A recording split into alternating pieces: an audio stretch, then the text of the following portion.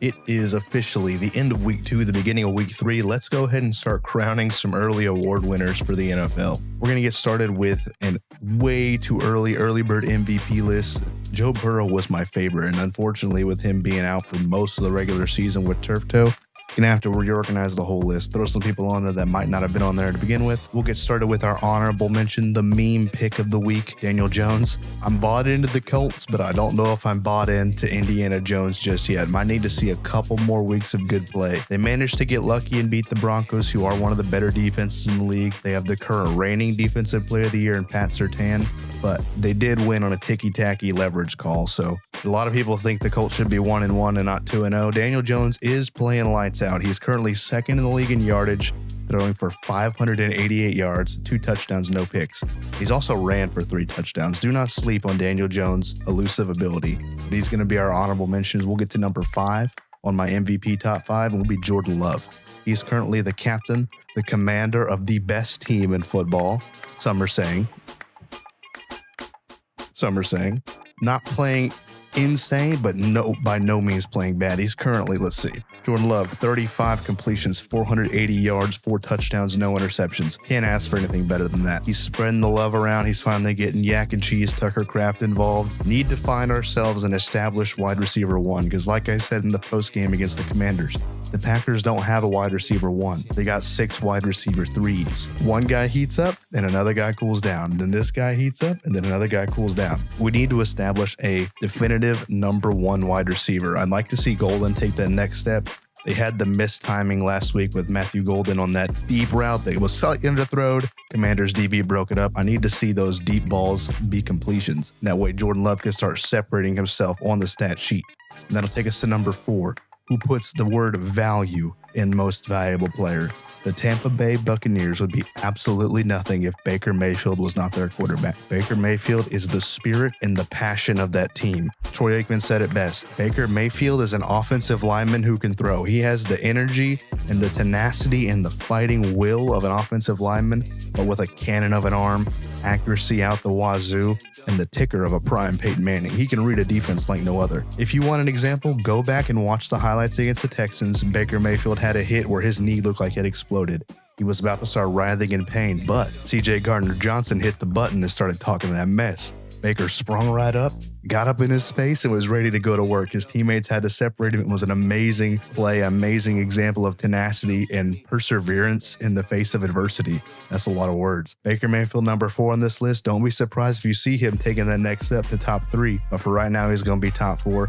He's also doing his part in making sure Emeka Egbuka is the current favorite for Offensive Rookie of the Year. We'll get to that a little bit later. Let's get to number 3. I got Lamar Jackson. Now, a lot of people have Lamar Jackson and Josh Allen interchangeable. I'm only going to put Lamar Jackson below Josh Allen because the Bills beat the Ravens. Lamar Jackson's having an amazing year, though. He's already thrown for 6 touchdowns, no interceptions. He's also ran it in for a touchdown. He's run for 83 yards. Lamar Jackson's accuracy, I don't know why people aren't talking about it. He had one of the greatest accurate seasons last year. A lot of people saying he was robbed of an MVP.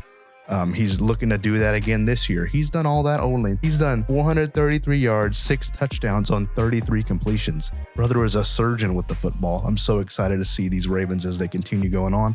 They got the Lions this week. Gonna be an amazing game. It's gonna be a great game, man. I can't wait to see Lamar Jackson that they're trying to cut it up against the Lions, which moves us on to number 2, Josh Allen. I'm putting Josh Allen above Lamar. Like I said, the Ravens lost to the Bills. Josh Allen put that team on his back. He spread the ball around to Keon Coleman.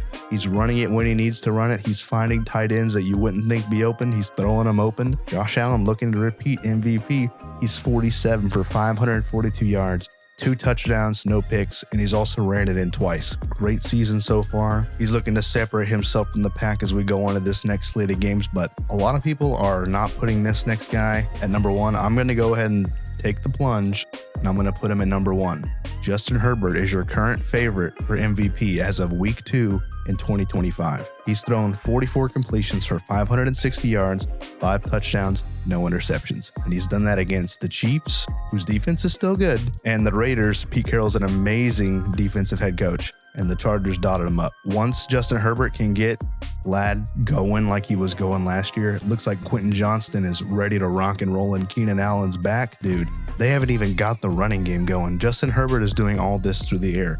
Amarian Hampton and Najee Harris have showed burst, but they haven't really established themselves as good running backs. And we know they're good running back. Once this running game gets going and you can actually see Justin Herbert throw it around, sling it a little bit, then he's going to start to separate himself. I think this is Quentin Johnston's year. He's finally knocked the rust off. He's ready to play professional football. Keenan Allen is a great mentor for these young guys, and Ladd McConkey looking like one of the best slot receivers in the league. Him and Justin are going to tear it up for the next 10 years. That dude's going to retire a Charger, book it. So that's our short list for MVP. I'll continue to update this probably once every couple of weeks. I'm probably not going to do this every week. Let's go on to Offensive Player of the Year. Honorable mentions for Offensive Player of the Year. I'm going to give this to two people, Bijan Robinson and... almost said the bad word. Bijan Robinson, Jackson Smith, and Jigba. I don't know why. My brain was on Boondocks timing. Bijan Robinson looking like an electric freak. He just doesn't have the stats to put him up on the top 5 list. And Jackson Smith and Jigba, I believe, is number 2 in the league when it comes to receiving yards, just has no touchdowns. He has 17 receptions for 227 yards, but no touchdowns. Once he can get in the end zone, I'm more than welcome to put him on the top 5 list, but right now, he's going to be honorable mention with Bijan. Number 5 on this list is James Cook. He's definitely earning that contract. He's 4th in the league in rushing yards, but he has 3 touchdowns. Dude's doing great on the ground. He's providing that pressure release valve for Josh Allen and the receivers. If the receivers are getting clamped, James Cook can work. Vice versa, if James Cook does a lot of work, that opens up the receivers. I honestly wasn't a huge fan of paying him, but I'm more than welcome to eat crow on that one. He's earned the contract. He's doing great things up there in Buffalo. He's going to be up in Buffalo for the majority of his prime. Things are looking nice up there when it comes to the ground game. You can also use him in a read option with Josh Allen. Josh Allen loves to run the ball, and James Cook loves to pass block. Those two guys twinned out real nicely. Looking forward to seeing what they do through the rest of the year. Takes us to number 4. I expect this gentleman to go much higher on the list as the year goes on. Got Derrick Henry at number 4. Number 3 in the league in rushing yards, 29 attempts, 192 yards, and he himself has 2 touchdowns. The reason I got him higher than James Cook is he's got more yards than James Cook, but with 5 less carries. Derrick Henry is an absolute tank of a man. You saw him running, putting the team on his back. Only reason he's not as high as I would have some of these other players is the fumbles. The fumbles he was having, anti-clutch. He's got to, reestablish his fundamentals, learn how to lock the ball down more. Why is my footage lagging? All right. Derrick Henry, as of right now, number 4, definitely expect him to keep climbing as the year goes on. Number 3, I got his teammate, Zay Flowers. He is definitely establishing himself as a number 1 wide receiver. Zay Flowers is 5th in the league in yardage. He has 14 receptions off 20 targets, 218 yards, and a touchdown. But dude, he is getting open. His route running this year, he must have been in the lab in the offseason. Zay Flowers is getting open like nobody's business. Definitely going to be an 1,000-yard receiver. Might even get up past 1,500. It all depends. Lamar Jackson's got to throw to somebody, and it's looking like that somebody is Zay Flowers. And Zay Flowers doing work has allowed DeAndre Hopkins to refine his second win. DeAndre Hopkins is getting one-on-one looks now because teams are worried about covering Zay Flowers. Being a great offensive player doesn't mean you have to produce all the time. Being a great offensive player means defenses have to be scared of you. And defenses are scared of Zay Flowers. He's fast, he's quick, he's nimble. He can jump out the gym, and him and Lamar are on that spidey sense timing. They both know what the other person's they're like the 2 pilots in the Jaegers fighting kaijus in Pacific Rim. Their movements are in sync. It's great to see. Reminds me of a prime Aaron Rodgers, Devontae Adams, or a Tom Brady, Julian Edelman. They know what each other's going to do. They don't even have to speak to one another. They can just look in each other's eyes and know where to go with the ball, to know where to go with their hands, to know when to drag the feet. It's nice to see. Love seeing Zay Flowers. I hope he can stay healthy. That's really all we want. Zay Flowers being healthy is good for the game of football, and that's going to get him number 3 on our way too early Offensive Player of the Year rankings. Number 2, Jonathan Taylor. As of right now, leads the league in rushing with 236 yards. He is absolutely back to being a bell cow back. Got to get him in the end zone, though. Daniel Jones is hawking all of his touchdowns, but he's already at 236 yards. He's looking to separate himself from the pack even more. If they keep riding the heavy hand of Jonathan Taylor, the Colts are going to keep winning football games. Daniel Jones knows when to keep it himself and knows when to check down, and there's not a better check down running back in the league than Jonathan Taylor. You saw when he was coming out of Wisconsin. Jonathan Taylor is scary in all aspects when it comes to being a running back. He'll hit you in the mouth. He'll juke you out your cleats. He'll jump over you. He'll catch a pass off of your forehead. It does not matter. Jonathan Taylor being back is good for football. That's why Indiana Jones and them Colts up there are doing great things. But he's number 2 on the list because I got to give it up to my GOAT. This is a guy I believe is going to be the best receiver in the league in the next 3 years. Malik Neighbors currently leads the league in passing yardage. 14 receptions, 238 yards, and 2 touchdowns. You saw against the Cowboys, 2 defenders draped all over him. They had their hands over his eyes, and he still caught a moon ball from Russell Wilson. You can't coach that. That's pure instinct. He was like Daredevil. He was like Spider-Man with his eyes closed fighting Mysterio on the London Bridge. That shit was crazy. Never seen anything like that before in my life. He has vice grips hands. He has amazing route running. You saw the route running from last year. He was making people go on skates, and it was way later in the year than it should have been for them to be falling for that. Malik Neighbors is a dangerous dude, and the Giants finally got themselves a great guy. They had to replace Odell Beckham eventually, and it looks like they're going to do it with Malik Neighbors. Malik Neighbors is my current number 1 on Offensive Player of the Year list. Try not to put quarterbacks on this list because, you know, they steal MVP anyways. Let's move on to Defensive Player of the Year. Number 5, Roquan Smith. He is absolutely lighting people up when it comes to tackles. He's second in the league in total tackles. He has 25. He also has 3 TFLs. Roquan Smith has a nose for the football. And when he finds the football, he hits the dude holding it with vigor. I said vigor. That's one of those dudes where he always manages to hit a perfect timing hit stick IRL. He's going to make you pay for it. If you run the ball at him, he's going to tackle you. If you try to throw at him, he's going to try to break up the pass. Keep eyes on him in the pass game. Roquan Smith will rush the passer. He doesn't have any sacks yet this year. That will change. He's going to get at least 5 sacks. Roquan Smith is a deadly linebacker in all aspects of the game. That's why he's number 2 when it comes to total tackles. He's going to separate himself even more. He's even got a fumble return for a touchdown. His head is on a swivel at all times. Roquan Smith is great. That gets him number 5 on this list. Now, I wanted to put a DB on here somewhere. And unfortunately, great DBs, they don't produce a lot on the stat sheet. Like Pat Surtain, he's a great DB, but they don't throw him a lot because he's so good. You're not going to be able to find great DBs stat-wise on the stat sheet. So I'm kind of copping out on this one. I wanted to find something that translates well to the stat sheet. I'm going to put Keyshawn Nixon, the cornerback for the Packers, at number 4. He's got 5 pass breakups. That's the most of anyone in football. He's looking great in Green Bay. He's got 8 total tackles. He's even got a TFL on top of those 5 passes defense. Dude is running down the football, and I'm just so glad he's not committing penalties, man. It's nice that when your corners can actually get their hands on the football and it be all ball. I don't like that cheap crap. Keyshawn Nixon's finally coming into his own, and he's also a great special teams player too. That kind of gives him a little nudge when I go to ranking these things. Keyshawn Nixon's a great punt returner, great kick returner, and he's a great corner. Not going to delve too deep into that. That's definitely going to change. Don't expect to see him on this list toward the end of the year, but it's just the end of week 2, and I'm going off of what the stat sheet says, and I'm going off what my eyes see. I watch a lot of Packers games. I'm a Packers fan, so I'm going to put my boy Keyshawn Nixon, and he's right behind my other boy, Micah Parsons. Now, Micah Parsons also isn't producing a lot on the stat sheet. However, have you seen offensive lines trying to game plan against him? He's getting double teamed, he's getting triple teamed, and he's still getting sacks. You saw that play against the Lions when he come out the pile looking for Jared Goff.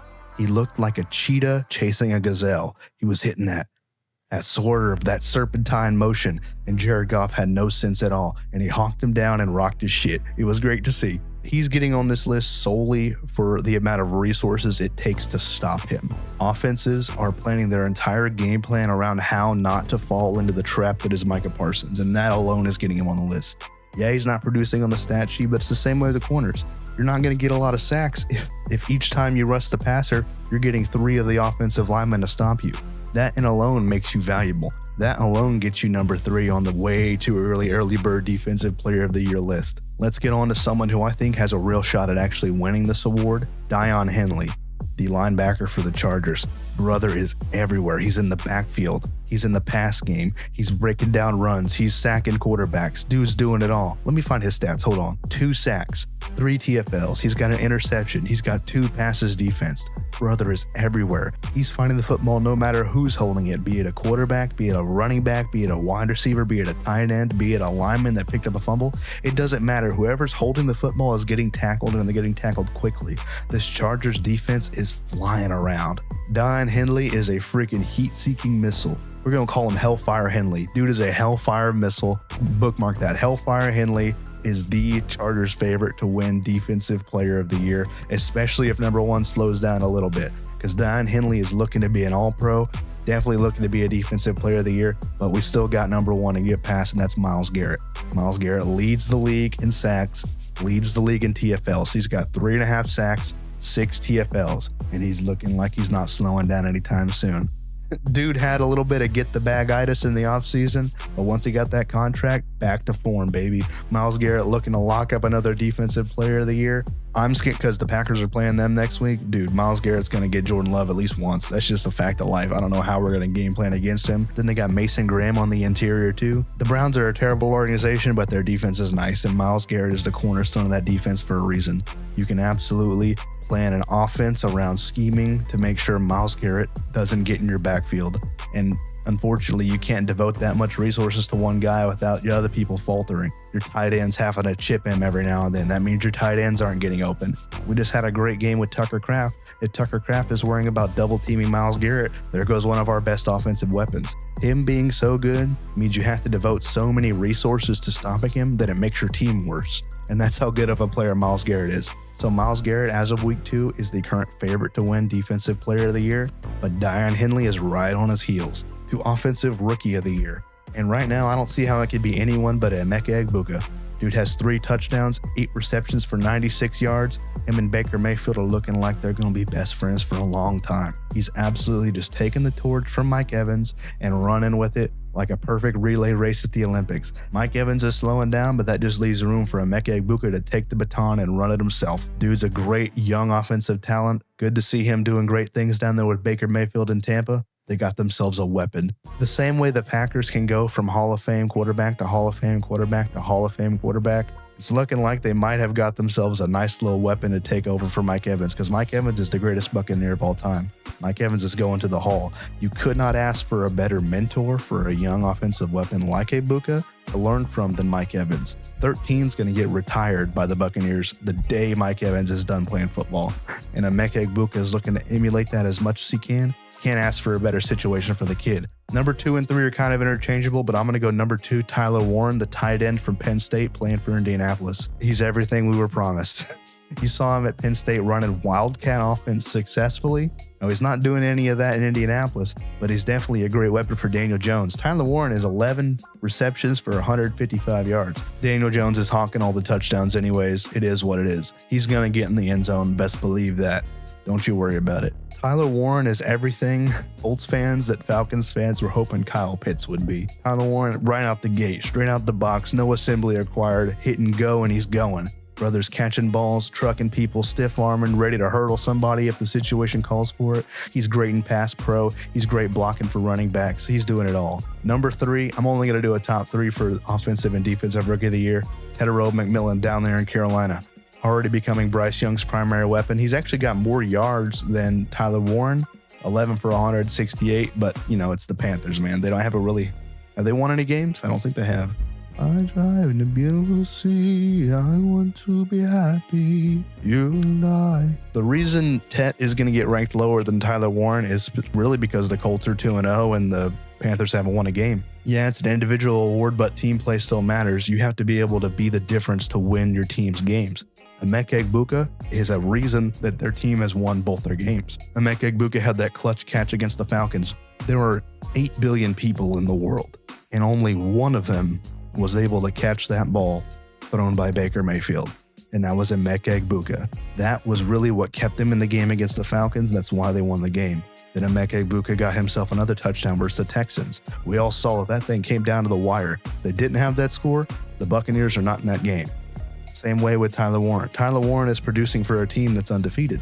Granted, it's only week 2, but that counts for more than Tet, who has 10 more yards than him, but they haven't won a game. That's why Tet's number 3, but he's still a great young offensive talent. Don't get it twisted. He's going to do great things down there in Carolina. They need to get a number 1. It sucks that they had to send Adam Thielen away. I was really thinking Adam Thielen and Bryce Young were on the same page. They were getting their little chemistry together. But now, hey, that leaves room for Tet to get more targets. Hopefully Xavier Legate can get going too. That's going to be our top 3 for Offensive Rookie of the Year. Bottom to top, it's going Tedero McMillan, Tyler Warren, and then current favorite to win the award, Emeka Egbuka. Let's get on the Defensive Rookie of the Year. Now this one, there's really not a lot of tape for defensive rookies. 3, 2, 1, we'll start with number 3, Travis Hunter. specifically because I like his two-way play. He's not having anything insane pop out defensively or offensively. He's still producing great. He's just not, producing like an all-pro yet. But that's going to get him on the list for Defensive Rookie of the Year. There's really not a lot of rookies on defense that are popping off the tape right now. One that is, though, Atlanta kind of got a sneaky good defense, and it's corners like Billy Bowman that allow me to say that. Hold on, let me find him. Where did Billy Bowman at? Billy Bowman Jr., the nickel corner down there in Atlanta, has 10 tackles, half a sack. He actually has an interception, too, and 2 passes defense. Looking like a nice, serviceable nickel guy. They got him listed as a safety on ESPN, but he's playing nickel. It's nice to see them actually have some defensive production. They locked down JJ McCarthy, boy. JJ McCarthy was not putting in no work at all. It was great to see. As a Packers fan, love to see it. But yeah, number 1 on this list, to me, it's really not close. Will Johnson, the corner from Michigan, taken by the Cardinals. He has 4 passes defensed. He's getting in the backfield for TFLs. You saw that crazy hit against Chris Olave in week 1. Brother, man, dude is laying the wood. You love to see it. Will Johnson's my current favorite for Defensive Rookie of the Year simply because he has tenacity and he loves playing hard-hitting, crazy, smash-mouth football. It's great to see, man. Arizona needs some defensive weapons. They haven't had a standout star on defense yet. Jonathan Gannon's got to get himself a defensive guy. You got Calais Campbell on the line and Zaire Franklin bouncing between linebacker and defensive line. You need a good corner because Buda Baker's not getting any younger, and it looks like Will Johnson's going to be the one to take the mantle from him. He's got a nose for the football. He knows how to read defenses. You saw it in Michigan. Brother loves to lay the wood, and he's doing the same thing in the NFL. He didn't have as good of a game against the Panthers as he had against the Saints, but best not be sleeping on him. He's currently my favorite to win Defensive Rookie of the Year for a reason. Now, obviously, corner play is a lot harder to diagnose than defensive line or linebacker play, but as of right now, he's my favorite. We'll keep an eye on him as the year goes on, and that'll be it. The top 3 for Defensive Rookie of the Year right now are as follows: Travis Hunter, Billy Bowman for the Falcons, and Will Johnson for the Cardinals. Let's go over a quick comeback player of the year candidate and we'll close this thing out. Unironically, it's Daniel Jones. Dude, Daniel Jones was supposed to be the backup to Anthony Richardson. Not only is he starting, he is excelling. He's second in the league in passing yardage. He has 5 total touchdowns, 2 through the air, 3 on the ground. If you go back and watch anyone's Colts video where we're all talking about Anthony Richardson, we're like, dude, all you had to do was beat Daniel Jones. That's it. Daniel Jones, brother, we were mistaken. Indiana Jones was in there waiting to be unleashed, and it might have just been that the Giants were not letting him unleash it. We saw that one run he had where he got to the playoffs where Dayball and them beat the Vikings in the playoffs. Maybe that was just lying dormant. It had to be allowed to metamorphosize and come back out of its shell, and now Indiana Jones is here and he's laying the wood on you and your mom. Pause. Anyways, if he keeps playing the way he is, I don't think he's going to stay in the MVP conversation, but he's definitely the favorite to win Comeback Player of the Year. You love to see it, man. If the Bengals can stay competitive and Joe Burrow comes back after his toe surgery and plays lights out for a month plus the playoffs and maybe they get to a Super Bowl, maybe Joe Burrow can win Comeback Player of the Year the same season he got injured. That'd be pretty cool, but I don't see it happening really. That offense requires Joe Burrow to function. Jake Browning's going to be okay, but I think Daniel Jones got Comeback Player of the Year locked up.